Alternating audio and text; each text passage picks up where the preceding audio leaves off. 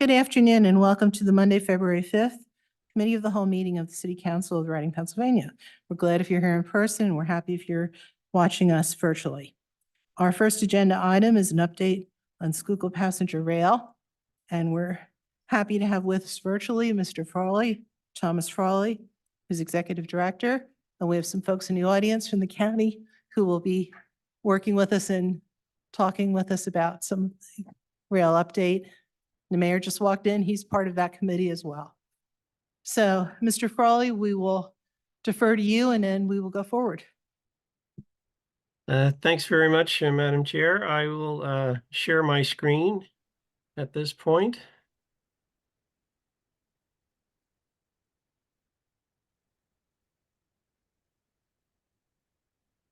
Okay.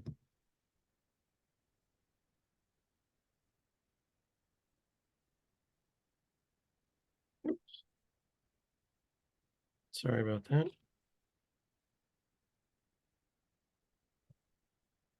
All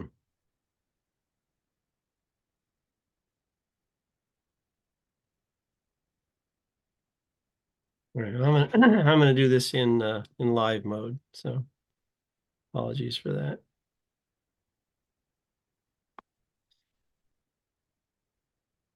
All right, what I intend to cover today, I appreciate everyone's interest and the opportunity to bring you up to date on what we've been working on, and hopefully when we're finished today, you'll be as excited about it as we are. Just a few words about the history of passenger rail in the Reading to Philadelphia corridor, a little bit about our agency and how it's organized, a few words about the Federal Railroad Administration's corridor program, which is the key to making this project financially viable. A little bit about our project plan and timeline, some technical details, and next steps. So the Philadelphia and Reading was founded in 1833. That's 190 plus years ago. So there's a lot of history there. Passenger trains were very active, and there were a great many of them, and that service peaked in World War II. But by the 60s, that had shrunk to a commuter schedule, and SEPTA picked up responsibility in 1976, and by 1981, the service had been canceled. There have been efforts since then to try to revive the service. One of the most significant was the Schuylkill River Metro project, which, due to excessive cost, was canceled in 2006. There have been recent studies the last few years, Norfolk Southern, most notably PennDOT and Berks Alliance, both in 2020, just a few years ago. So the authority is a purpose-created organization.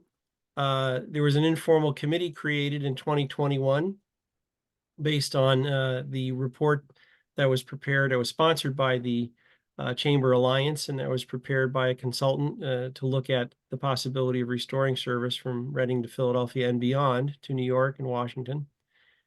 And in light of the bipartisan infrastructure bill being passed and the requirements to participate in the corridor program that was included in that bill, the authority was incorporated in the summer of 22. I was hired in September. We engaged our first consultant in October. And in March of this past year, March of 2023, we submitted an application to participate in the corridor program. That application was approved in December of last year. And also in December, we selected an engineering firm, a planning and engineering firm, to support us in our efforts to prepare materials for the corridor program. The organization consists primarily of a 9-person board, 3 members each from each of the 3 constituent counties, Berks, Montgomery, and Chester. It is now a symmetrical set of participants from each county, and by that I mean that from each county we have a commissioner, a county commissioner, we have a mayor from the primary community that would be served by the passenger train, and the executive director of the planning commission in the respective counties. We have, I'm going to mention here, we've relied very heavily on the county planning personnel in all 3 counties and they have been essential to the progress to date. So the Federal Railroad Administration CIDP, that stands for Corridor Identification and Development Program. The Federal Railroad Administration is part of USDOT. This program was created as a common pathway within the Infrastructure and Jobs Act, that is the bipartisan infrastructure law. And the idea was to create a level playing field, a consistent approach that could be applied across passenger rail projects all around the country. In the summer of 22, only a month after being incorporated, the authority submitted a letter of interest. And as I mentioned earlier, in March of 23, we submitted our application, which was accepted last December. The Carter program consists of 3 steps. Step 1 is a scoping exercise. When you might have heard the news in December about our being accepted into the program, it mentioned a grant of up to $500,000 for this activity. That funding does not require any match.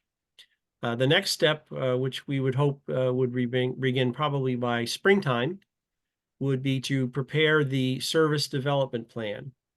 Now, that's a document that is specified by the FRA. It's a combination operating plan, business plan, and it addresses all the aspects that have to be brought to bear to advance the project into design.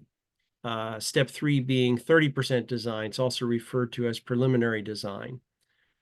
Interesting to note that there is match there are match requirements both for step 2 and step 3, a 10% match in step 2 and a 20% match in step 3.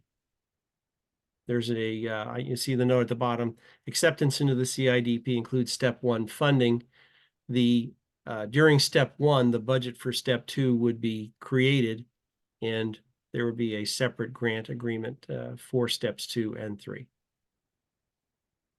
So a little bit about step 1, the statement of work, the schedule, a budget. These are all basic elements to define what we're going to accomplish over the course of the Corridor program. That's the subsequent 2 steps, 2 and 3. And the project management plan, team roles and responsibilities. How are we going to, in fact, maintain schedule and budget? That's critical. And very important, compliance with federal reporting requirements. This is, I'm sure some of you are very familiar. It's a federal grant. It does have some prescriptive requirements that must be followed to be in compliance for the grant recipient. Step 2, the service development plan. Remember I mentioned before, it's both a business plan and an operating plan. So it addresses goals and objectives, talks about identification of alternatives. I'll talk a little bit more about that in a moment. Planning methodology, demand and revenue forecasts. How many people are going to ride? What's it going to cost? Or what kind of revenue is it going to generate? Operational analysis. This is computer simulation, where we're looking at capacity of the railroad, what improvements we would have to make. Station and access analysis, conceptual engineering. Conceptual usually refers to 10% in engineering. This is just enough engineering to be able to make intelligent judgments about costing and other related decisions. And a public benefit analysis. How much money are we going to invest and what kind of benefits would that investment generate? Step 3, I mentioned preliminary design engineering, or 30% design. We're going to be looking at track, potentially tunnels, stations, signals, and PTC. PTC stands for positive train control. This is a signal system that prevents trains from running into each other. It's mandatory where passenger trains are operated, as well as where freight traffic is above a certain threshold volume. Also in step 3 will be a NEPA, National Environmental Protection Act documentation. At the current time, because we're anticipating a service that's entirely on existing railroad, it's assumed we're going to have to prepare what's called a categorical exclusion. Even though this is not a full-blown environmental impact statement, this does not mean we do not have to address environmental issues. It's just they are selected. So things like air quality, traffic impacts, historic resources, and others, there are a defined set of requirements that we have to address in preparing that environmental documentation. A phased approach. You've at various times, I'm sure, heard reference made to Reading to Philadelphia or Reading, Philadelphia, New York. Those references are a function of our phased approach. Phase 1 is the Reading to Philadelphia segment. This, of course, does not support passenger service now. We're envisioning 4 to 6, possibly more, round trips initially, 8 or more later when ridership grows. And it's important for those of you who are not aware, Amtrak is currently operating 2 round-trip bus trips between Reading and 30th Street Station in Philadelphia on a daily basis. And those bus trips will not go away when the passenger train starts operating. They will just be rescheduled to different times of day to complement the rail frequencies. Phase 2 would be to extend the service from Philadelphia on to New York, so that between Reading, Philadelphia, and New York would be a 1-seat ride. This would be very similar to the Harrisburg train, the Keystone service that's sponsored by PennDOT, where you can ride through from Harrisburg to Philadelphia and beyond to New York. 2 very important requirements, though. One is that the capacity improvements that are underway in New York have to be completed. And that means that the 1-seat ride all the way to New York would have to take place around the 2035 timeframe. It also requires delivery of new Amtrak rolling stock, which I'll talk about in a minute, in terms of being able to operate as a diesel train from Reading to Philadelphia, and then as an electric train between Philadelphia and New York. Beyond phase 2 long-term possibilities, it was required in the application to try to do a little brainstorming about where we might go later. And the thought was perhaps we could go east or west from Reading towards Allentown or Harrisburg.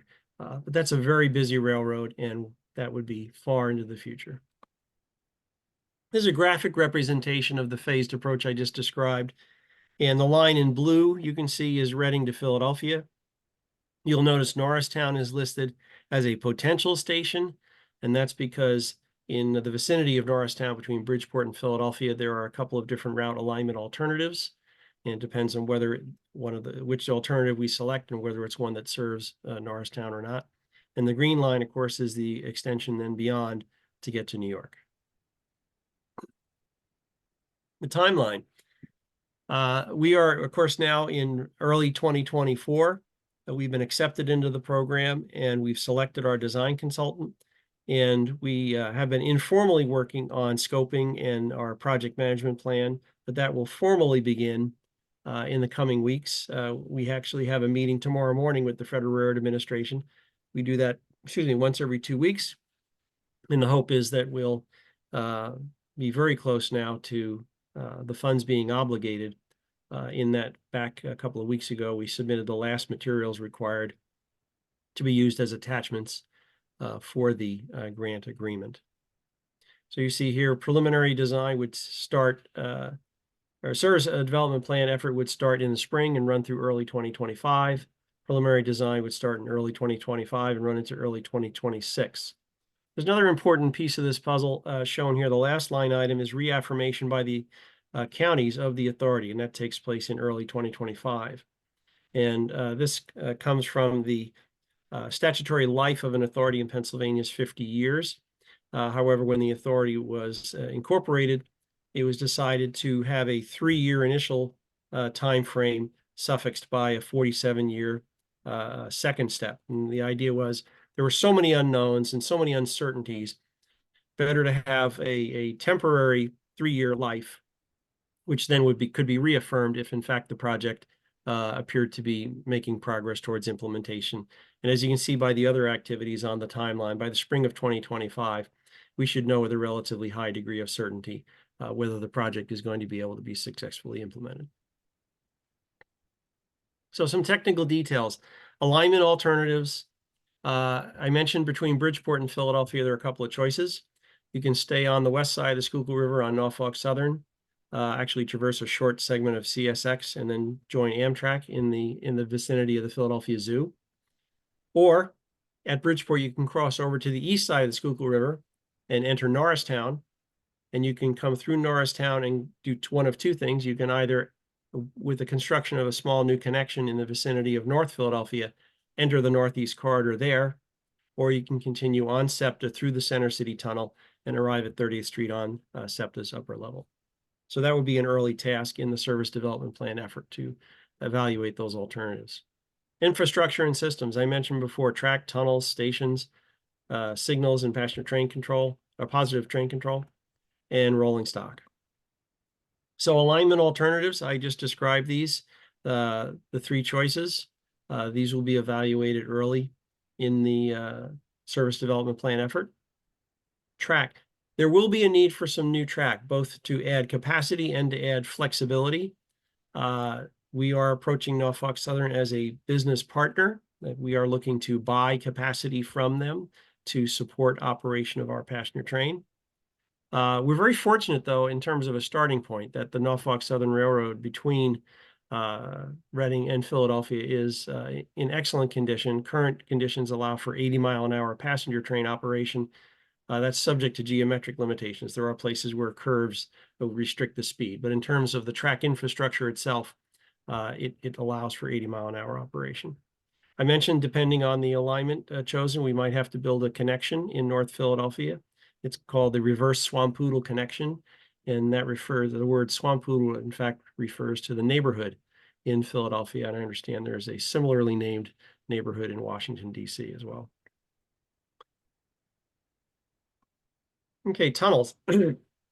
Depending, in all of the route alternatives would traverse the Black Rock Tunnel in Phoenixville. And although this was built as a double-track tunnel when it was originally constructed, because of increasing height and size of freight cars, to maintain clearances, it was necessary to make it single track, with that single track being in the center.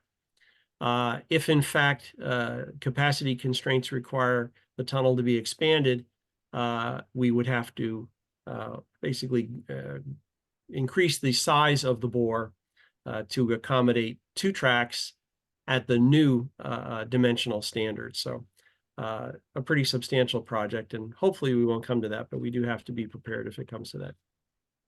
Depending on what alignment we take south of Bridgeport, one of the alignment that stays on the west side of the river would traverse another tunnel, and that's the Flat Rock Tunnel. You might see it from the Schuylkill Expressway.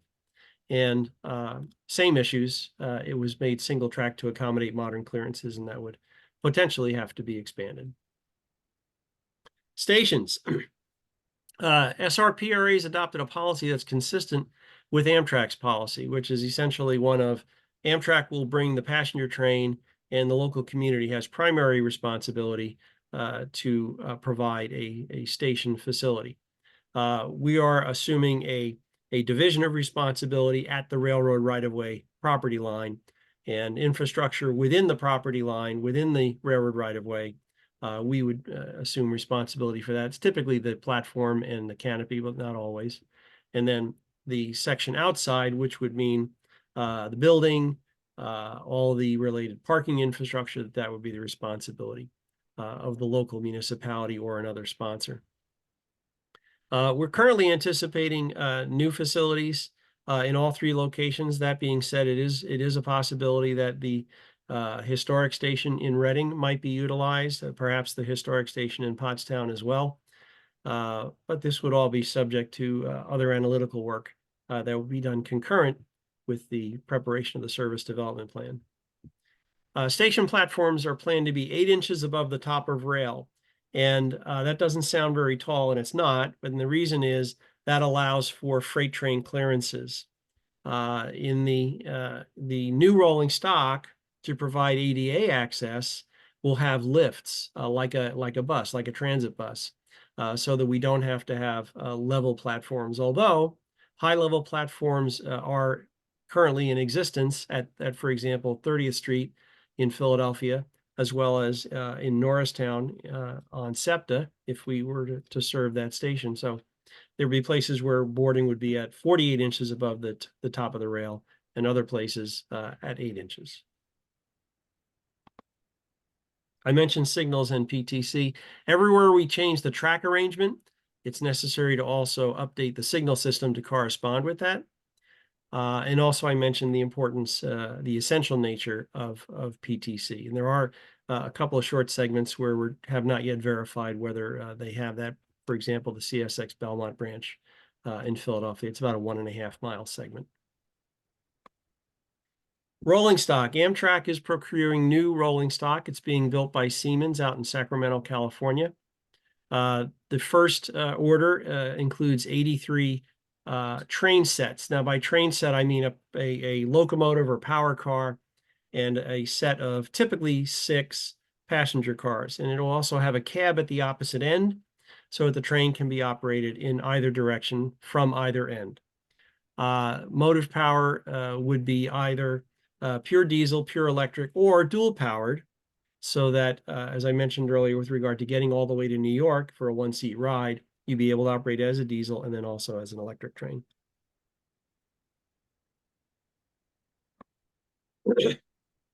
Pardon me. These trains are going to be state-of-the-art, comfortable seating, Wi-Fi on board, USB ports at every seat, big vestibules, a lot of contemporary food alternatives, advanced HVAC in the post-COVID era, filtration and so forth is very important. Touchless restroom controls for cleanliness. So a lot of, like I say, up to date, cutting edge characteristics for these trains. Okay, next steps. We're finalizing our grant agreement with FRA. I mentioned we have a call with them tomorrow. Finalizing our consultant agreement with AECOM. We don't want to do that before we have in fact signed our grant agreement with FRA. Initiate CIDP step 1, that is the scoping, and we expect that to be done by May. Step 2 would begin in June or July and be completed in early 2025. That's, remember, the service development plan itself. And then step 3, preliminary engineering and environmental documentation. And we would hope to see that finished by late 25 or perhaps early 26. What are our priorities in the current year? Well, as I mentioned, CIDP, get through step 1 and get well into step 2. Formalizing relationships with the host railroad. Norfolk Southern is our primary one, but also either CSX or SEPTA, depending on which alignment ultimately is selected in the Bridgeport to Philadelphia segment. Formalize our relationship with proposed operator and host railroad Amtrak. We did identify Amtrak in our original application, and it is fully our intent to have them be our operator. Advanced financial planning, including applications for additional funding for final design. So at the end of the CIDP, you've completed preliminary design, so 30% design, and that's the end of that program. Now you have to pursue other grant programs to proceed into final design and then construction. And also, in the context of stations, primarily, continue coordination with Reading, Pottstown, and Phoenixville on the individual community station planning and design efforts. I mentioned the need for earlier about match funding and then future funding. So in the context of match money, step 2 requires 10% match. Step 3 requires 20% match. We're very fortunate. We do have a state grant, which was secured through Montgomery County for a $250,000 local share account grant. No match requirement for that, and it can be used to match federal funding. So that has value just beyond the face value of the dollars. It's the fact that it can be used to match federal funds also. And we have a congressionally mandated grant. We're very thankful to our congressional delegation for their efforts in securing $750,000 for use on the project. Also has no match requirement. Of course, it's a federal grant, so it can't be used to match other federal grants, but it could certainly be used in the final design or construction phase. So we have to look at where these additional funds would come from beyond the funding we've already identified. Some of the sources might be Fed-State Partnership, which is a grant program targeting intercity passenger rail.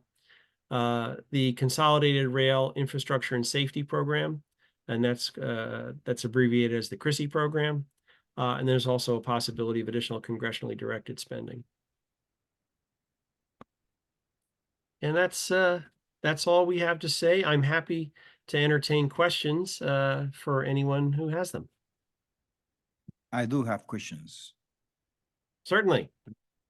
I'm gonna Yes, stop sharing my screen, all right? Or no problem. The first thing I want to ask you is, where does all of this money come from, and how fast are you planning to work in this project?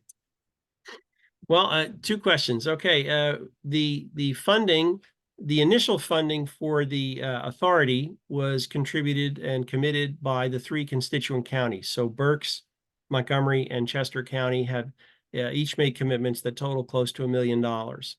In addition, we've gotten about another $1 million, $250,000 in state grants, and $750,000 in a congressionally directed spending grant, and another $500,000, up to $500,000 in Step 1 CIDP money. Being in the CIDP, that would be the funding required to get through Steps 2 and 3. The federal share to get through Steps 2 and 3 would also be forthcoming due to our acceptance into that program. Beyond that, we'd have to find the additional sources that I've described. In terms of the timetable, a good thumb at arm's length estimate at this point is that we should we're optimistic to see service between Reading and Philadelphia in about 5 years. Do you know, do you have any other, probably, I don't know, do you have any other institution willing to do the same or work in the same project, but privately, so a private institution? Well, interestingly enough, there's an example of that in Reading, and that is the Greater Reading Chamber Alliance was sponsored with private money the study that was performed in 2020 to analyze, unlike past studies which looked at commuter rail, to consider intercity rail, where the train would go from Reading to Philadelphia and beyond to cities like New York or perhaps Washington. And so that was privately funded. And now we also have a state, the Chamber Alliance have benefited from a Pennsylvania State LSA grant for about $143,000, which is paying for two efforts that are currently underway. One is to evaluate candidate station locations in the city of Reading, in downtown Reading.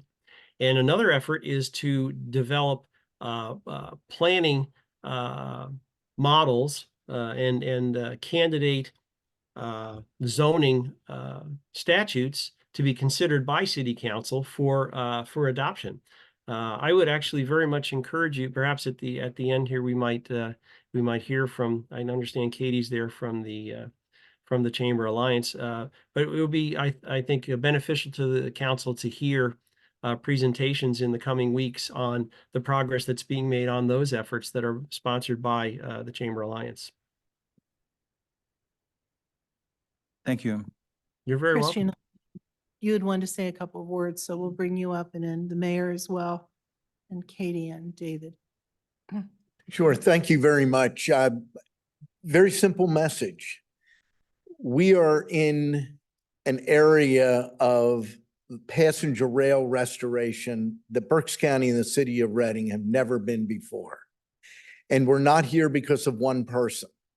We're here because of the teamwork of three counties.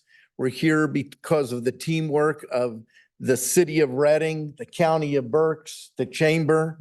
We're here because of the teamwork of three county planning departments and three county planners.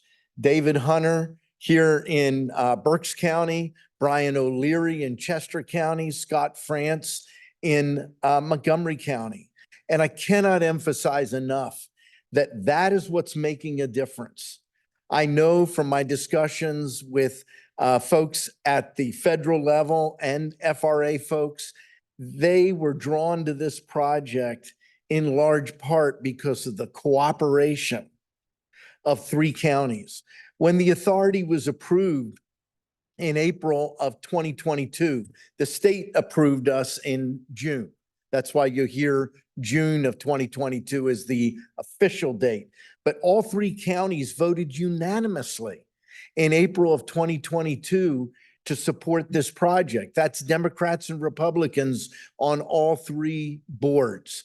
So I just can't emphasize enough. We can talk about all the details, but the teamwork is what brought us to where we are. and it's what's going to take us across the finish line. So I hope you don't ever hear me up here or in any other setting talking about what I've done. It's what we have done so far and what we can do together. The city, the county will make a difference here in Berks County in the city of Reading.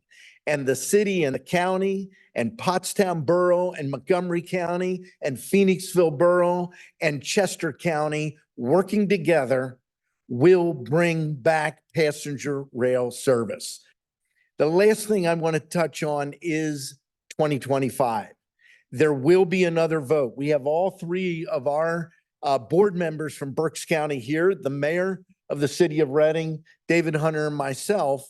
And no later than June of 2025, each county will have to vote to reaffirm or reauthorize the authority for 47 more years. If one county votes no, it's over. Now, I don't think that's going to happen. I know the members in each of our counties, getting to know the new ones in Montgomery County, but that is a big date coming up. And as was shared, we should really know what we need to know to make that decision. The Corridor ID program, that award was incredible. If we didn't get that, it would have moved this project out years and maybe not in our lifetime, but we did. And we're an exciting point. I want to thank the mayor. I want to thank the city and all of our partners. Last of all, Tom Frawley. Tom Frawley is a rock star. He knows this. He's lived rail all his life, and he has been a fantastic addition. Now, I apologize. I'm stepping out, heading to the Opportunity House Super Bowl. Not Super Bowl, but Super Bowl at Penn State Berks campus. So thank you very much, and thank you for your support. Mayor, thank you for your support as well. Thanks, Christian. Mayor? Thank you, Chairman, Commissioner. You couldn't have said it better. I want to thank Mr. Frawley for explaining in such detail everything that has captivated up to date. As a founding member of this authority, along with Christian and some of the others, I could tell you precisely that what Commissioner said, it's exactly the truth. This hasn't been an ego managing situation. This has been true, the word that I often use, synergy, to bring this to fruition. The fact that the FRA has granted the grant, it legitimized our efforts and our continue endeavor to see this come to fruition. I could just sum it up in short. It's not if, but when that we'll have this in place. So I think we're closer than ever. I thank you for your commitment, Commissioner, to continue to always lead the authority, along with the support of all the other members, and most recently for the one that has been saying all aboard, Mr. Hunter. And so again, thank you, Tom, because you did a phenomenal job bringing us up to date, bringing everyone else up to date. It's been a true honor to serve in this board, and as somebody has recently been reappointed, I can't wait to be in that first train when we get to Philadelphia. Thank you. Thank you, Council President. David, Katie, is there anything you'd like to say? Thank you for the invitation. Okay, Katie?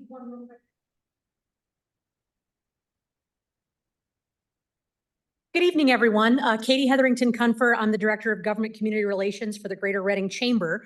So as Commissioner Leinbach mentioned, there's a lot of activity going on with the local station. We have engaged with 2 consultants to do the work to try to figure out the best location for the station, as well as a transit-oriented development zoning overlay. A lot of that work has kind of been in the mix, but I can chat with our folks internally and with the consultants and have them see if there's an availability to come make a presentation, give you an update on what we've been working on. I can tell you it's been a lot of good work, so it's some good details, but there's been interaction with the community. There needs to be much more to kind of get the feeling for where we're going to do this. I will say that where we're looking for the station, this shouldn't surprise anybody. It's going to be about a 2-block radius from where the Santander and the existing station is. That makes the most amount of sense based on walkability, safety, and the fact that there's a curve in one end and we go into a tunnel in the other ends. We've got a little bit of a geographic limitation on where we can sit. But then also looking at how do we make sure we maximize the opportunities in the community, we can get the best for the development that we could possibly have and make it the community we want with this overlay. I do want to say for council, if you want to make sure that your constituents are aware of what's going on, we have a Facebook page, we have a LinkedIn page, we have all these different social media platforms that are trying to educate the community on why this is important. So please like, share, and all those fun things but let people know what's going on. This is your chance to give your folks answers. And if there's ever any questions, honest to goodness, feel free, point them in all of our various directions. We'll be glad to answer it. The other thing is, majority of these meetings are online, just because of various schedules and how hard it is to get everyone in the same room. The meetings are typically the 4th Monday of the month. It's at 3:00. Anybody can sign up to watch them. But we are also moving to try to get some of them in person. We had our first one in Pottstown. We're having one in Phoenixville in April. And Tom, is the Reading one set yet? We've tentatively set the date for October, but none of the logistics have been finalized yet. So we'll work on that, and we'll work on making sure council is very included in all of that process, but we'd love to have a meeting here in Reading and host all of you to participate in that. The Pottstown one had a good 50 to 60 people participate in it, so it was a really robust conversation.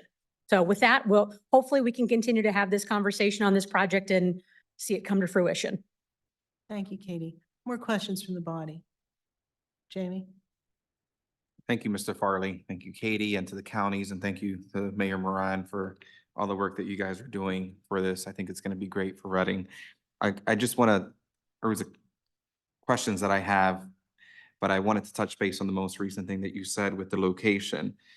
I think the only concern that I would have would be the traffic in the city with where the train is going to be.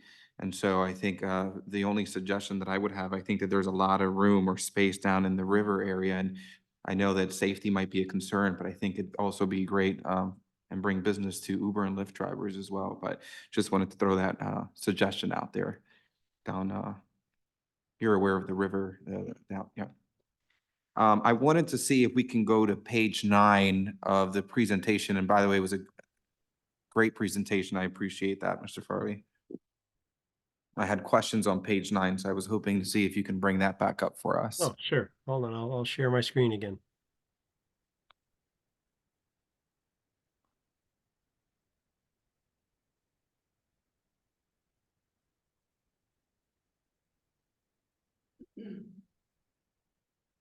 And I'll dive right into the question. I think that you stated on page 9, there were some studies that were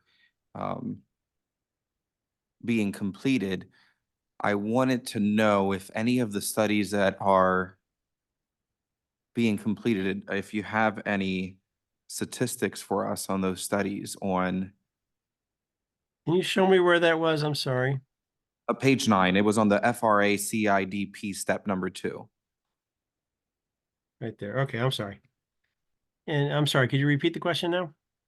Yep. So on the studies, like the demand and revenue, the forecast for Yes. that, I was wondering if there were any studies or numbers that you would be able to provide to us, or is that something that maybe in the future you can Yeah, provide? it's a great question. And as the service development plan effort proceeds, there'll be incremental information that we'll share as it becomes available. Demand forecasting is a very interesting one. FRA's general recommendation is we'll use the PennDOT model. But unfortunately, the PennDOT model is highly highway oriented. And therefore, it doesn't necessarily reflect what we're interested in doing here. You say, well, what about the MPO models? You know, RATS and DVRPC have models. There's an issue of integrating the two of them to, in fact, have them work properly together to get the totals correct. But there's also a problem that that's primarily driven by trips to work. So more commutation than intercity travel. So that's a question. Say, well, that might not be the best tool either. Amtrak is actually going to do that piece of the work for us, pro bono. And they do have an intercity passenger rail model that they have used for other corridors. Most recently in the study they prepared with PennDOT for the Scranton to New York corridor.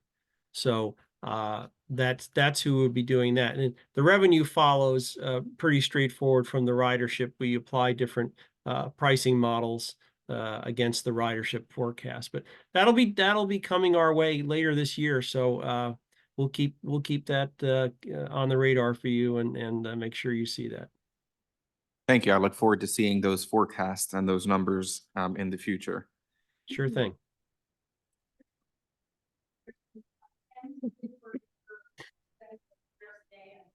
Alliance paid for, there's some older numbers, where you can provide counsel on those studies that don't rely on them, because they're not going to be out for the project, but they're just like Thank you. Yeah, if you can shoot those over, I'd be more than happy to look over that. I wanted to ask on the terms, or I believe Mr. Leinbach said 47 years if approved. And that's not, of course, for the board members who are on the board. Okay, No, that's no, just, that would be the county commissioners in each of the 3 constituent counties would have to vote. And so that'll be the 3 Berks County commissioners, 3 Montgomery commissioners, and 3 Chester commissioners. When it was voted the previous time, it passed unanimously by all 3. perfect. Thank you. And then I just want to confirm, I think what Raphael's question was on the completion and when we might have our first ride down to Philadelphia. I believe he stated, is it 5 years after 2025? So maybe we're looking at No, 20 5 years from now. That's Okay. to use a country phrase, that's thumb at arm's length estimate right now. Once we get a little further through the SDP process, so by maybe this summer, we'll have a better handle on being able to forecast when we might be able to start. Perfect. Thank you very much for your time and being here today. My pleasure entirely. I wish I had intended to be there in person because I was looking forward to meeting some of you in person, but we had a plumbing emergency in our house, unfortunately. So I had to be here with contractors. Sorry to hear that. Thank you So, again. all right, my pleasure. Sure. If you can come up to if you can come up to the microphone, Mr. Hunter. Good evening. Thank you for the invitation. David Hunter, Planning Director for Berks County. I heard your question. I heard 47 years. The 47 years applies to the authority. So the authority was established with a 3-year initial term. And Christian Leinbach and the other counties decided that before we go headlong into a 50-year authority, let's do it for 3 years. Let's see where we are after 3 years. The 3 years comes up in 2025. That's for the authority. The 3 counties will vote in 2025 whether or not to extend the authority the full 50 years. That's where the 47 comes in. Just want to make sure you were clear on that. Okay. And as far as the studies, they're online. So you can go to Schuylkill River Passenger Rail Authority.com and you can get all this information that was shared, Tom was sharing and Katie shared. It's online, so you can go online and get a wealth of information. Feel free to reach out to Tom or to Christian or Katie or I for information, but there's plenty of information online for you to view. Okay. Thank you. Chris? Thank you, Mr. Farley, and thank you, everyone who spoke. I think this project is probably the most exciting thing since I've lived in Reading. I'm very excited about it, and I make a point when I'm out in the community to talk about it because I do think it's something that needs to be promoted. The one thing I've noticed is that a lot of people tend to doubt this project because of the study that was done that didn't really seem to go anywhere. And I appreciate, Katie, that you mentioned that people can go to the website to educate themselves of why this is different than previous studies. But I'd just like to make a point, if there's somehow that a public relations campaign could be created to promote this, to educate people that they understand why this version is so different than what came before and why this is more feasible than the other studies that were done. I think that would be a big help because I do think the community really does need to stand behind this project because it is so important. Sure thing. So what I'll say is there's two key differences. The difference for this study is that we're co-opting with Amtrak. And Amtrak is the only entity that has the statutory authority to require passenger rail on freight lines. SEPTA does not. SEPTA can ask, SEPTA can offer, but they do not. So that's the big difference by working with Amtrak. We have the ability to get much further with the freight operators than we would if we were just begging. The other major change was the Infrastructure and Jobs Act. It used to be that you had to do all of the due diligence work, all the planning, everything associated with it, and then present it to the freight rail operators and then argue back and forth with the freight guys and possibly Amtrak or whoever the operator was going to be. Because of the way they changed this entire process, Federal Rail had never actually been a part of that original design, improvement, and concept work. So they're actually picking the places where this is going to happen by doing this corridor identification program. So they're in the driver's seat and they're identifying where they want this to happen. So it's kind of moving the ball much further with the freight rail guys than it had in the past. So if you're talking to folks, tell them that that's the major change, is this ability to work with Amtrak, and Federal Rail is already kind of blessing these projects. Now, it's not a guarantee. We have to do the work. There's a heck of a lot of work that goes on with this, but we at least have their backing. There was over 100 applications to this specific program. The only two that got in terms of capacity increase was Reading and Scranton. So looking at these projects, we were the two that were the ones that were ready to go, that Federal Rail said, yes, we're going to do this. The other change in this is Federal Rail has money. With the Infrastructure and Jobs Act, there was $66 billion for passenger rail expansion. $24 billion of that was carved out for the Northeast Corridor, because that's the part of Amtrak that actually makes money or breaks even. So we have a pot of money. It's not ours, it's not guaranteed. We have a pot of money to actually work from, where before it was literally on the community solely to put forward that funding. So it's a little bit different space than what we were, and nobody's asking to toll 422. So that's what killed it the last time. So that's not on the table for this offer. So it's a completely different financial viability and process. But please, like I said, we have the social media campaign. When we got the selection in December, we had kind of put stuff out there. Now we can really kind of go because we were waiting to get that blessing. So please look at it, judge it, give us suggestions. I'm actually on that committee as well as a couple others on behalf of the chamber. So we are willing to take any suggestions and feedback and ways we can improve. Thank you. Questions from the body? No? Okay, well, we thank you all for your time. Mr. Frawley, thank you for your time.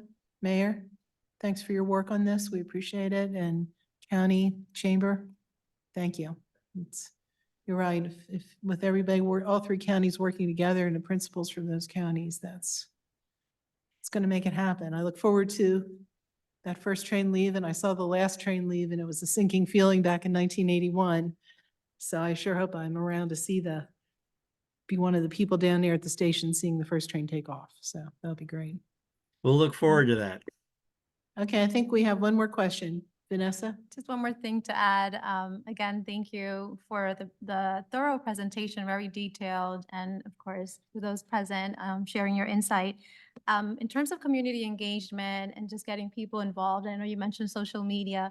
Just think about bilingual opportunities, because of the population in our city are bilingual, and for them to get engaged and understand what's going on in the process is when there's a language barrier, it's hard to keep up. So just keeping that in mind, and we have copies of the presentation for council. The website, Okay. so you'll be able to access them via the website. Correct, Katie? All right, thank you. Yeah, let me just add something real quick. Yes, you can download the presentation as well as as David mentioned, a lot of other useful material from the website. But we have had that suggestion before, and we are working on at least getting some parts of the website to be bilingual sometime very soon. We're also looking at an overall redesign and update of the website. So there's a lot going on in that front right now. Thank you. Thank you. Anything else from the body? Okay, well, thanks again. Appreciate all your help and all your explanations, and we will reach out along the way. My And pleasure. we will- And I'm going to excuse myself, but I'll look forward to on another evening when I'm not necessarily presenting, but just being able to meet everybody in person. Great. You're welcome here anytime. Thank you very much.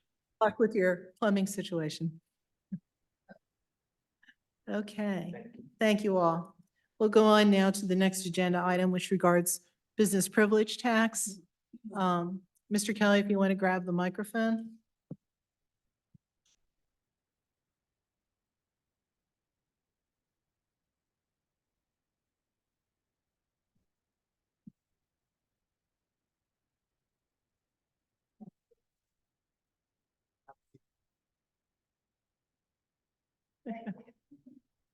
Thank you, Jamar.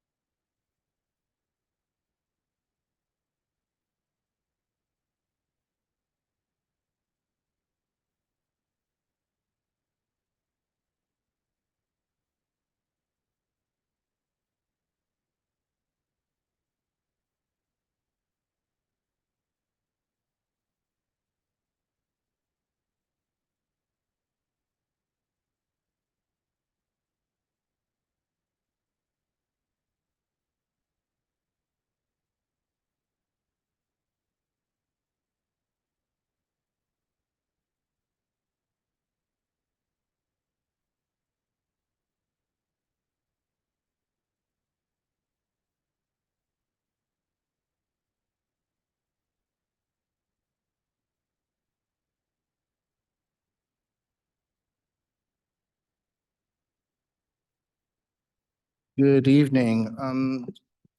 Thank you for the opportunity to speak this evening on business privilege, license, and the tax process, and just a general overview of the process an entrepreneur and potential business owner needs to go through in order to start and open a business here in the city of Reading.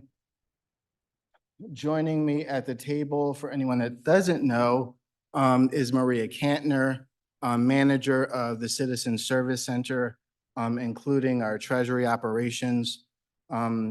Maria has a wealth of experience here at the city, covering multiple departments and offices. And I would not be able to be effective in my job without Maria Kantner doing the work that she does every day.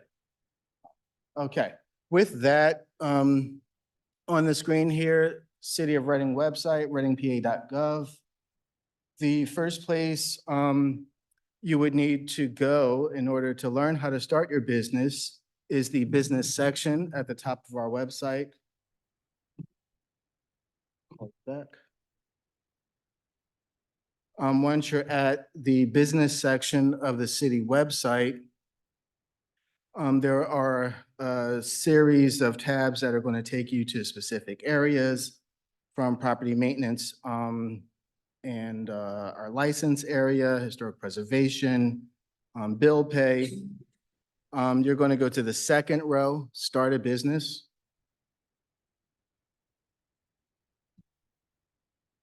And on this tab, and this has been here for at least the last 2 years, both in English and Spanish. I handed out the English version this evening to you, but make no mistake, on your own, you can download the Spanish language version of a step-by-step guide.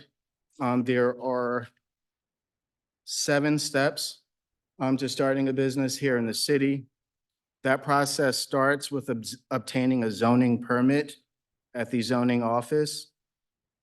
There's a counter window. You can also call and schedule an appointment with the zoning office ahead of time so that you're not found waiting at the counter window. If you have any time-sensitive obligations.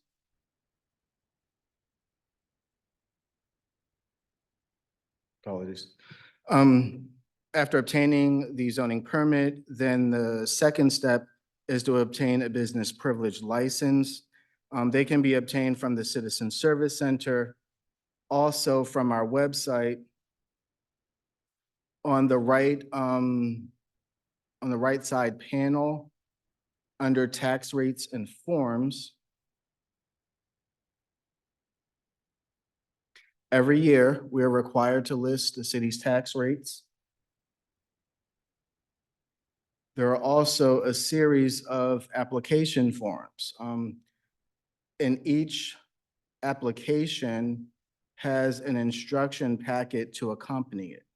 And it's an extensive set of instructions that walks the applicant through every portion of the license application. As you can see here, that includes itinerant business privilege licenses, landlord or rentals, as well as basic business privilege license applications. And there are a series of other license types available, and I can cue Maria to go over those in detail in a few minutes. Step 3 is going to be filing your annual tax return of your business privilege. Most businesses are assessed a small fee based on gross receipts generated on the sale of goods and services in the city. And again, in the instruction packet,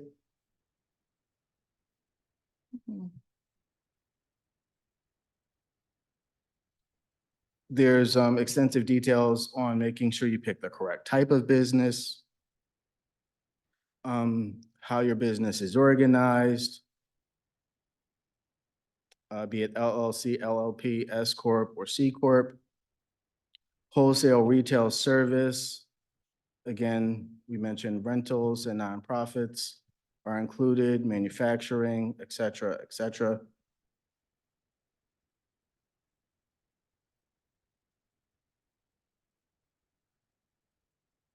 Step 4, obtain historic district approval.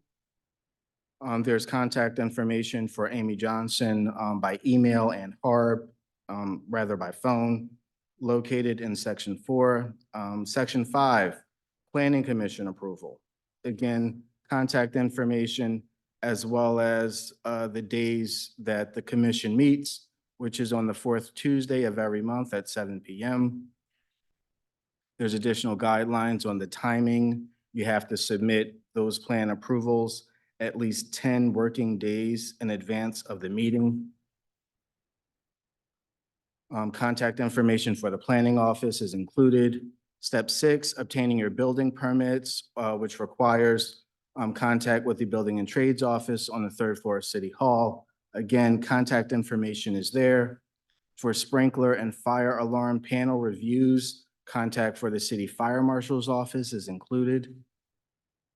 Step 7, calling for the required inspections in order to obtain your certification of occupancy. So once all of the permits are issued, it is the responsibility of the contractor or property owner to call and schedule their required inspections. Again, contact information is included there for the Building and Trades Office along with their phone numbers. We do still offer the one-stop shop meeting, which everyone should be familiar with. The one-stop shop is organized by community development and it includes zoning, planning, trades, and the fire marshal's office. Those meetings are held on Thursdays and or by appointment. Again, contact information for the community development office in order to schedule a one-stop shop as needed is also included there.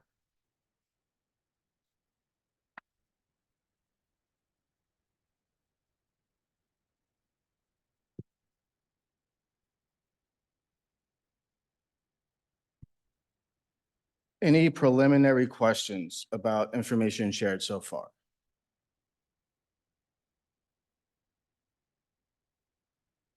Is there a particular question from the last few weeks that maybe hasn't been answered? I think there was a question of, are we made aware of delinquent businesses by Keystone? And can we get a list each year? The business privilege tax process is slightly different from property taxes insofar as property tax payment and information is public information that you can generally access through available county or city websites. When it comes to business privilege tax, that information is confidential in nature, and we are not technically able to share that information except in very, very, very limited formats. And I defer to Maria to explain the very narrow circumstances that that information can be shared. Well, and that is according to State Act 511, which governs the strict standards of confidentiality. So business privilege license is public information, but the business privilege tax, because of the gross receipts, delinquencies, that is guided by the State Act 511 and Pennsylvania Act 50 for the confidentiality. So we can certainly provide information on whether or not someone has a license. We just cannot provide whether or not someone is delinquent in their business tax, which is collected from Keystone, not by us.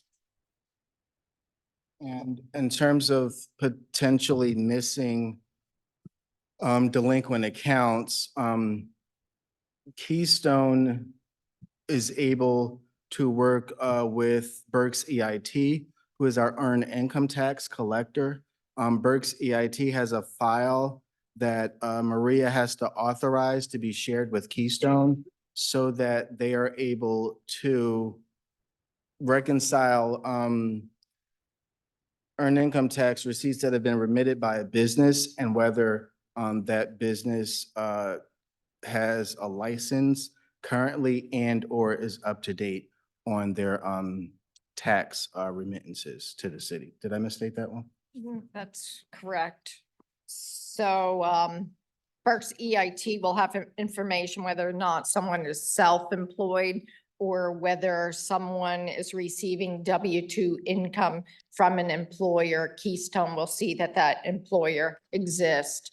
And if they don't see that employer on their business privilege tax records, then they will file a criminal complaint for failure to file.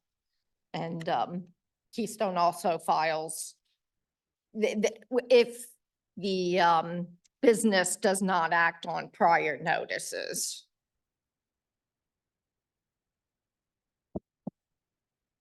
Should we get into the type of businesses? So most people, when they have inquiries on businesses, have inquiries on a storefront business. But in our office, anyone could be a business if they're receiving some type of revenue for service or sale of goods, rental receipts. So besides storefront businesses, it could be a contractor that is coming into the city of Reading providing a service. So we do match up with building and trades with the permits they receive. And building and trades is well aware that if somebody's pulling a permit, if they don't have a license, they have to come down to our office to pull a license.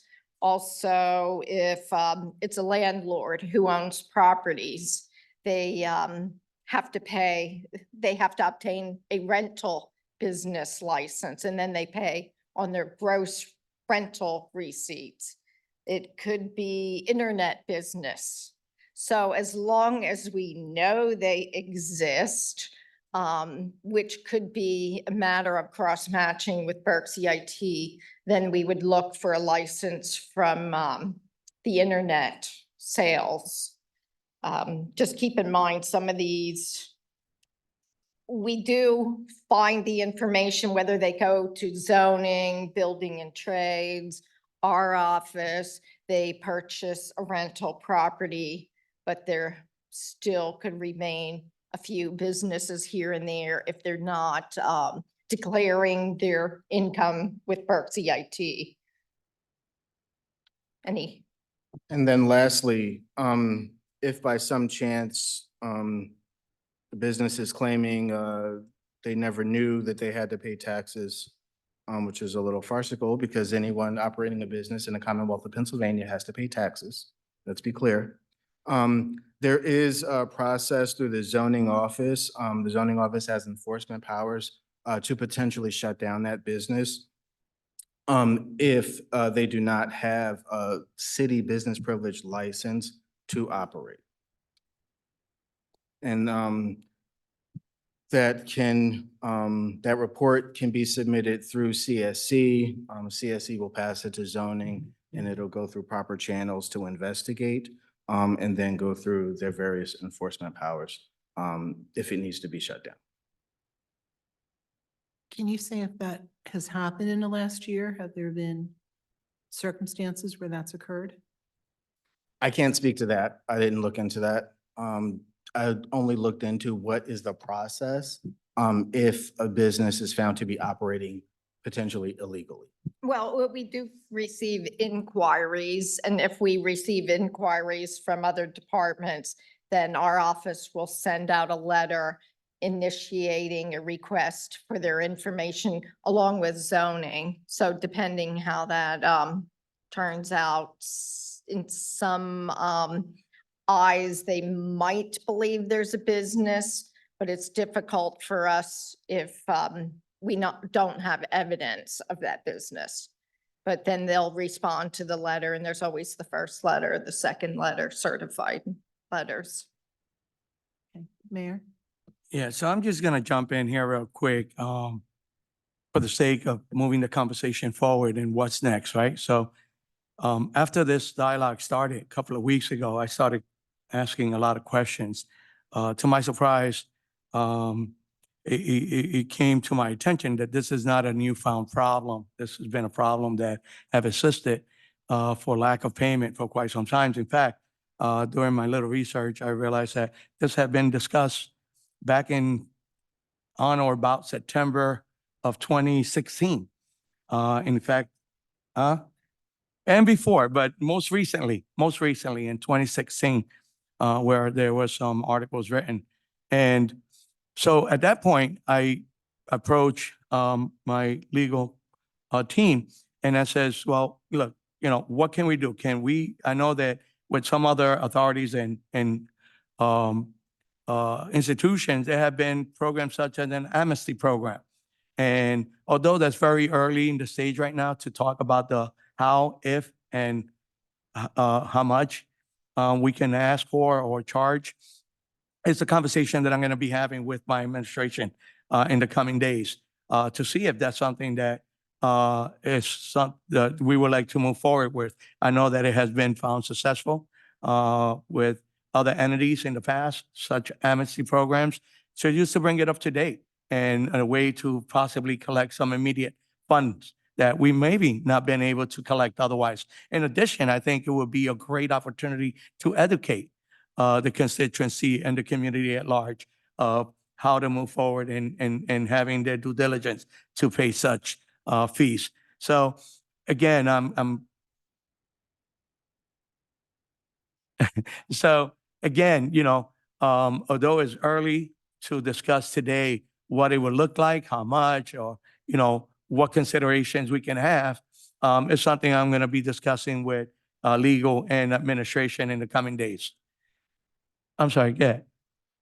You're fine. We did hold an amnesty program, and I'm not exactly sure when, but it might have been around 2011. And that was with the business privilege tax. And that was before that was outsourced to Keystone. Keystone received the business privilege tax from us in 2017.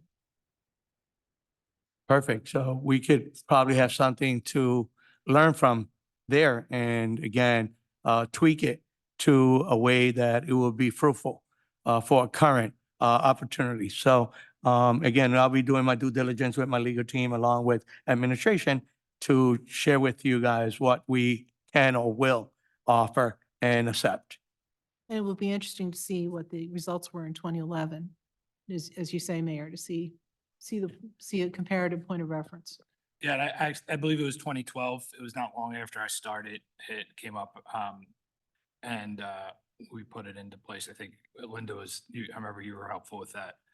And it was something that came up early in the Spencer administration, and we haven't done it since. And like Mayor mentioned, it came up early in the Scott administration, and it's coming up again now. And I think it might be a little bit more difficult with it being outsourced, but I think Keystone would agree that getting more on the rolls is good for everybody. And frankly, the amnesty would be for not the people that Keystone is collecting from, but those that maybe aren't aware. Because I think it did come up, it became obvious from the ARPA that people just weren't aware. And this is, I think, a good way to get a good carrot as opposed to a stick. We don't want to be jumping right into any enforcement, but that's out there too. But I think this is a good way to raise awareness, get people on the tax roll. Because I would imagine, you start a business, you're not aware of it. All of a sudden you find out like, oh, I haven't been paying this for 4 or 5 years. Like how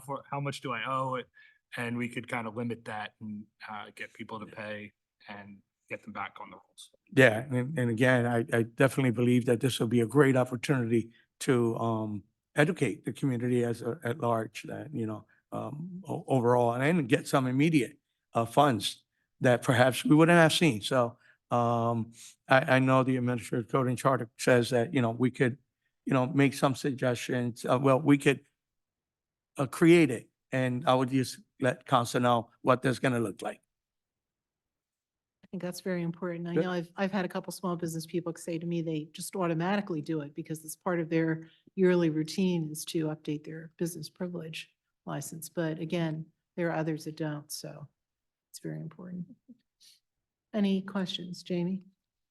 So I was going to just note that, businesses should be aware that they have to renew it. Now, obviously, people are busy, things happen, the year comes around. And so, I think that Keystone is like the key holder into informing the businesses that they need to renew their business privilege license. And so I think my question, I just want to confirm. So there's,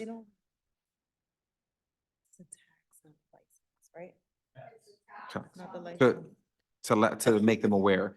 So does the administration or do you guys reach out to businesses to inform them at all of this, or this is just solely Keystone then? It's the license is received through our office, but we provide the information to Keystone, who has the license. Actually, Keystone sends out a payment request every year. Okay. I know people that rent that gets it every year. So yeah, I know that every year a request is made for payment. Yes, correct, Mayor. So CSC sends a file of business privilege license applications received within a year to Keystone. And then Keystone sends out the notice that the mayor is referring to, that they have to make remittance of business privilege tax revenue. Because I understand that some information is not able to be shared. Is that correct?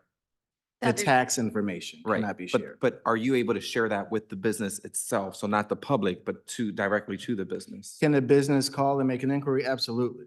No, in this About case. their can- account. No, not if the business can call. Are you guys able to inform the business about their account or what their standing is?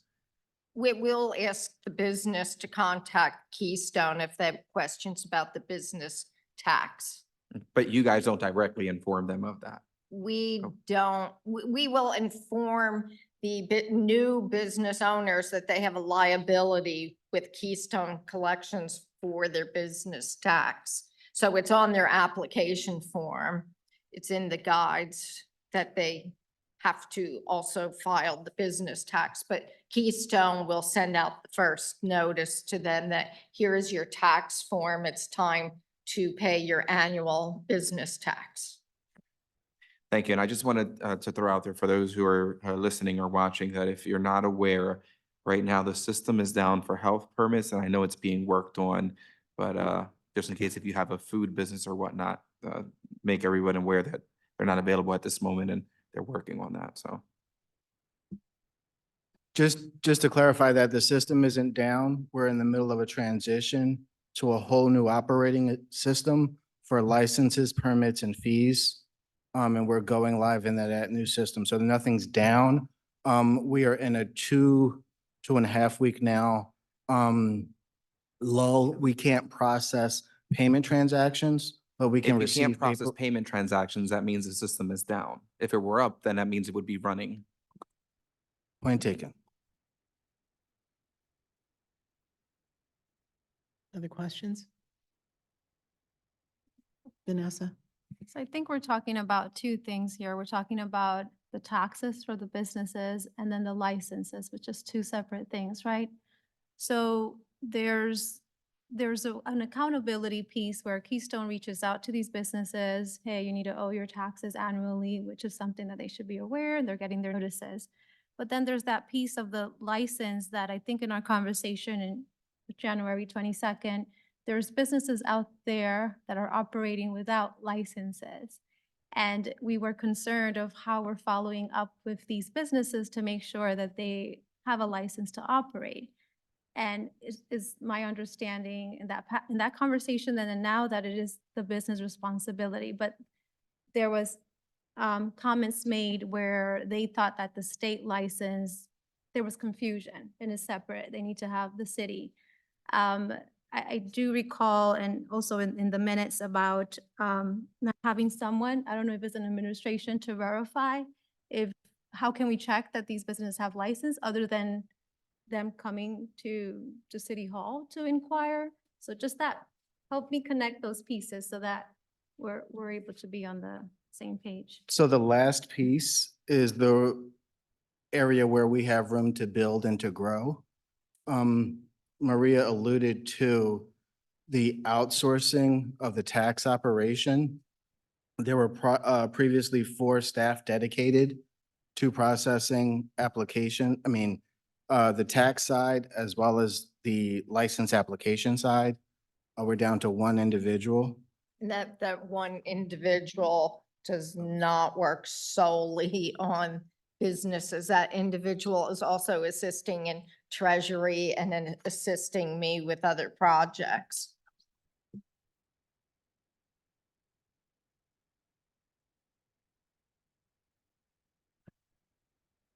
But let me clarify, and I don't know if this is being clarified.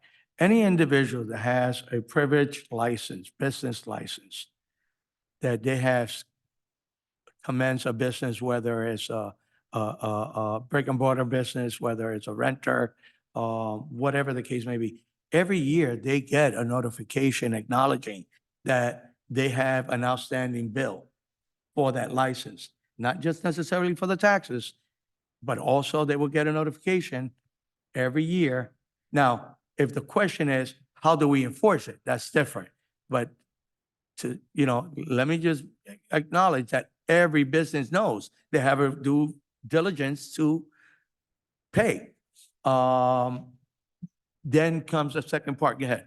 And Mayor, what I think I hear is, there are those that get their state accreditation license to operate as a nail salon, a barber shop. I forget what the third or fourth one is. That the state certifies you have the credentials to do that work. That is totally separate from operating a business in the city of Reading. That's what you have to come to City Hall and get a license application for. But I think, to the other point I think I hear that you're trying to get at is, well, what if they never came into City Hall to file that initial application?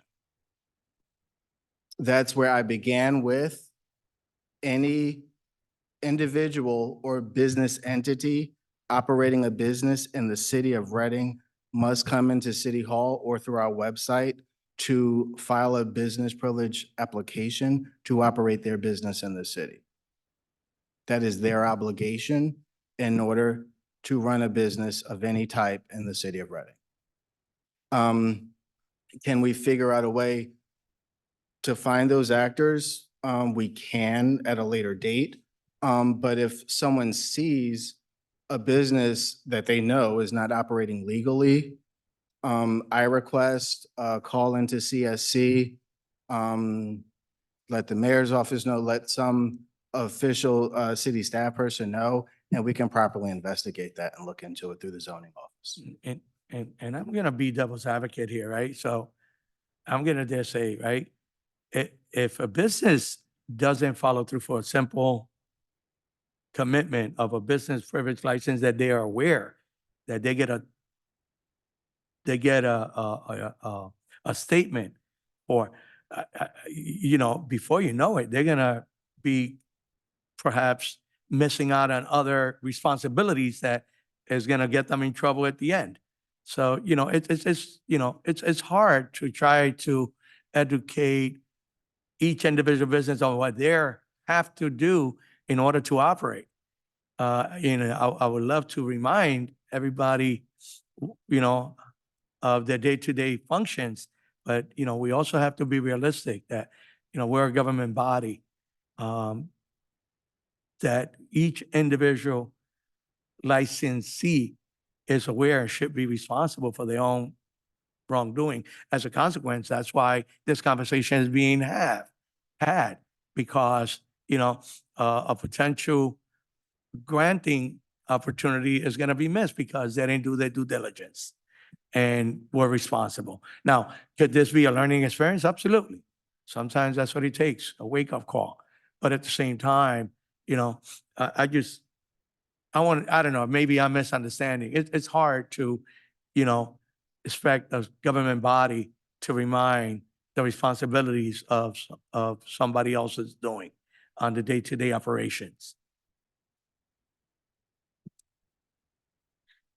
I think that instead of putting blame on anyone on whose responsibility is what, we already are aware that the CSC isn't keeping track of who has an active business privilege license. So we should work on a solution on, doesn't PMI go to businesses? Can't they go when they're visiting businesses, can't they go and also check their business privilege license?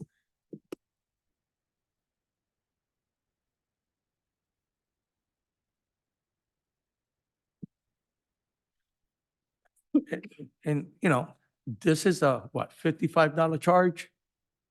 $55 charge? And how many businesses are registered? Not every like last year, I think we had applications for 1,500 new business applications. Is that serve my memory correct? Was it last year or the last 2 years? Something to that effect, if my memory serves me correct. So, you know, I don't know, do we have the staffing from PMI to do that?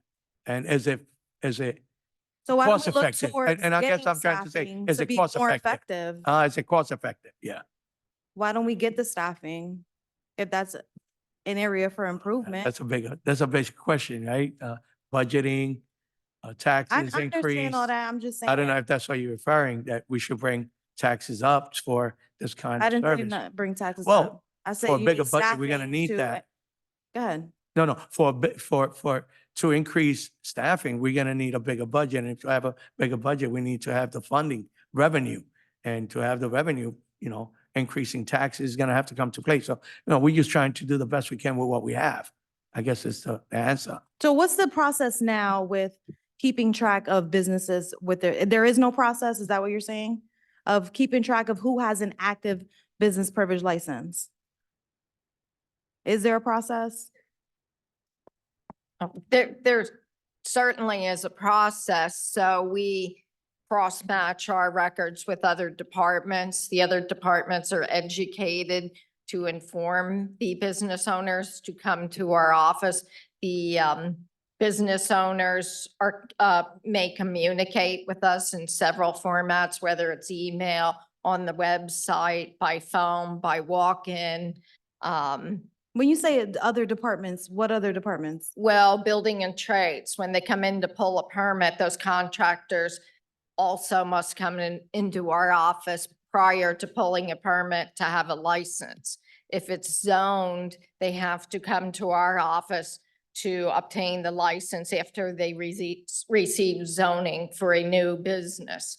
If they go to property maintenance, they have to indicate that they do have a license for their rentals, for a business rental license. So we are cross-matching, we are obtaining records in order to locate the people who do have the businesses. So is there, once someone gets their business privilege license, is there a database with everyone that has gotten it, the date they got it, and the date it's expired?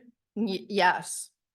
But there isn't someone who then, after it's expired, is going to that business? We Besides the send letter. annual notices each year for the business license. But they still remain in business even after it's expired and they haven't renewed it? Well, if they do go out of business and it's on their application form, they have to inform us when they're out of business, which we don't always find out until they get that notice. Then they'll contact our office, oh, I'm out of business, please take me off your records. And there's a form on our website for when a business terminates, to properly notify the city. I'm not saying that the business terminated, but that they're still in business but haven't renewed their license. Well, and I'd like to add that we send out the forms and we expect them to pay. If they don't pay, we turn it over to a delinquent collector each Okay. year. So the collector does provide notices. So we have gotten Okay. quite a few, every year we get quite a few who ended up that they also received the notice with the collector and chose not to All right. pay. That's where okay, thank you. Mhm. I wanted to ask, and I know that Jamal or maybe Chris isn't here right now, so I don't know if you'd be able to answer this, but when PMI does go out to businesses, I'm sure they go out to inspect or whatnot every so often. Is the business privilege license on a checklist when they go to the businesses? I don't know if you'd be. Yeah, able we to have to answer. find out. I don't know at this point whether it is or not. But it's generally not part of the property maintenance inspector's duties to inspect for licenses. I'd recommend maybe that be added. So that way, I mean, as they're checking the location, you're already there, you can check to see that they have their stuff in order. Just, I think the big question that was asked by the citizen a couple of weeks ago was that there are some businesses that aren't aware they even need a business privilege license, which should not be the case, because when you go into businesses, there's a number of things that you must do. And in fact, if you Google starting a business in Reading, PA, one of the top results takes you to our website where it will inform you of all the steps that Mr. Kelly just went over. So to launch an effort to try to, by inventory, those that don't have business license or current business license, wouldn't be efficient for the personnel that we would have to hire to do that. To see if current PMIs is part of their inspection process. And that doesn't happen that often. It doesn't happen like every month or every year. So whether we could get them to do that when they do go out on inspection is something we can discuss with the Community Development Department. I'm happy to do that. Thank you. If I may, I think the larger problem though is that I don't know that, first of all, PMI and the trades don't inspect every business necessarily. They inspect businesses that pull permits or businesses that are licensed, whether it's the as like a food retailer or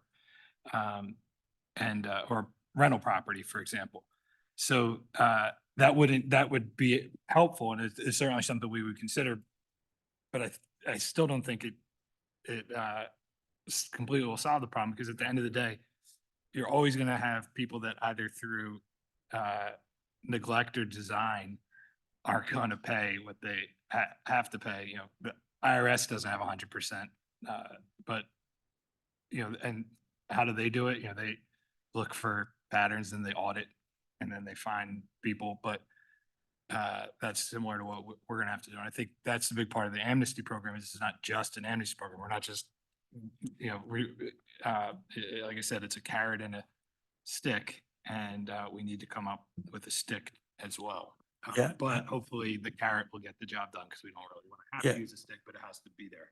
You know, I just want to acknowledge that it's point well taken. I think that it's something that we should, if we're not asking.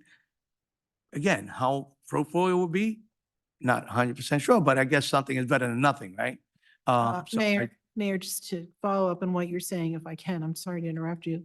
But Linda just notes that the ordinance does require that the city business license be prominently displayed for the public to see. So if PMI or anyone goes in, you should be able to see that business license prominently displayed for public Yeah. consumption. So again, to finish my thought, something I would definitely point well taken. I'm gonna ask whenever possible, if PMI is not doing currently, whenever inspection, whether it's a business or a dwelling, that is part of our questionnaire. So that maybe briefly educate them, oh, you don't know what this is? Maybe you should, you know, go to City Hall or go to the webpage.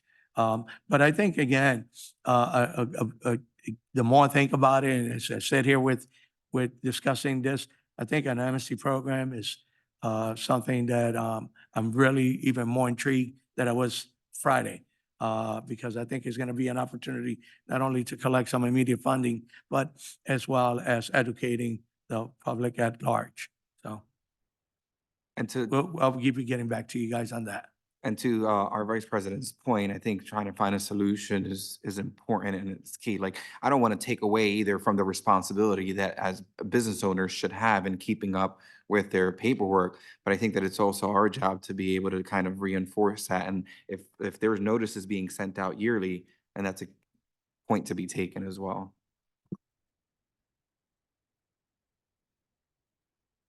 Vanessa?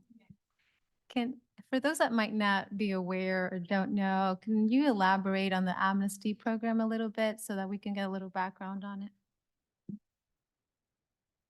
it? That was quite a few years ago. I know we sent notices to anyone. I don't even remember if it was just to the delinquent people or if it was to all the business owners, and there was advertisement also to that. And then they waived the penalty and interest, and there was the ability to make a payment plan. And we normally worked with the businesses on what we could, as far as a liberal payment plan. Some payment plans may have gone up to 1 year. But I would expect at this point, there might need to be a policy for Keystone if you go to that direction, as far as the particulars with what you would waive or how long you would stretch out that payment plan. And I think if we do this amnesty program, the one thing we know is that the amnesty program in 2012 didn't solve the problem.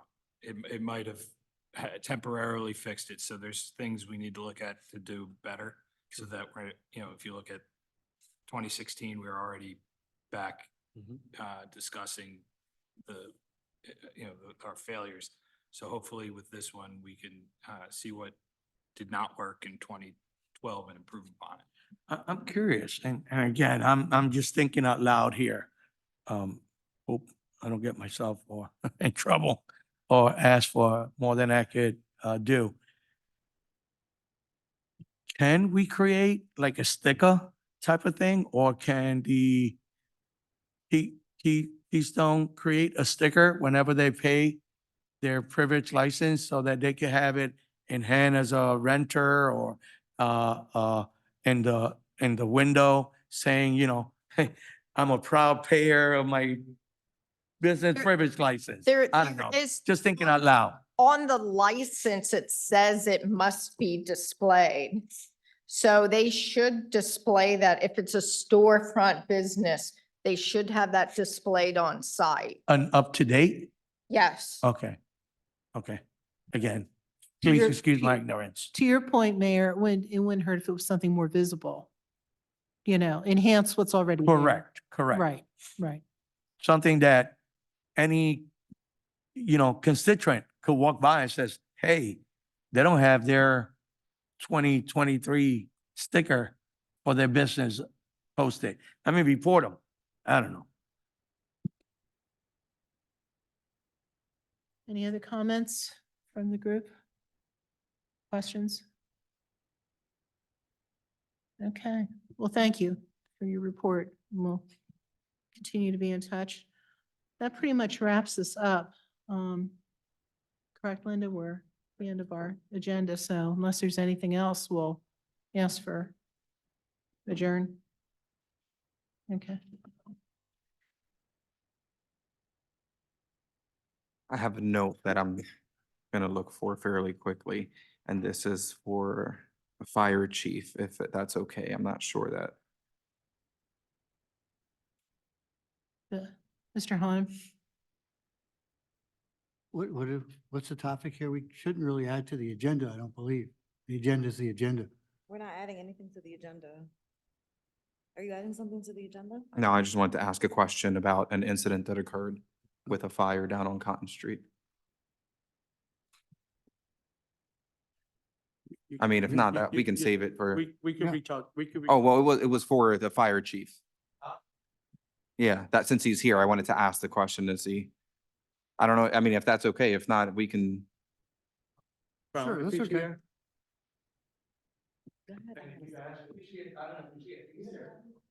so, yeah.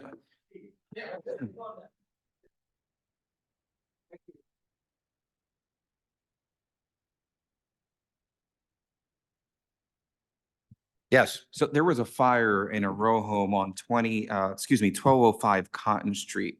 You guys did an excellent job to get there. But I guess my question to that would be, I don't know how efficiently or how effective you guys would have been able to get there had it been a one-way or not. So I just wanted to ask what your thoughts were on that. Had the street been No, a no, one-way? That's not something that we Mm. should discuss right now. No, I can, no, if you tell me not to discuss it now, I'll You answer can- you off the You record. can but- talk about the situation. Or we can with talk that, afterwards to get, I can get your personal opinion. Yeah, that's fine. Yeah, that's fine. Yeah, I'm. Okay, all right. Sorry, thank you. Okay, barring anything else, do we have a motion to adjourn? So moved. Thank you.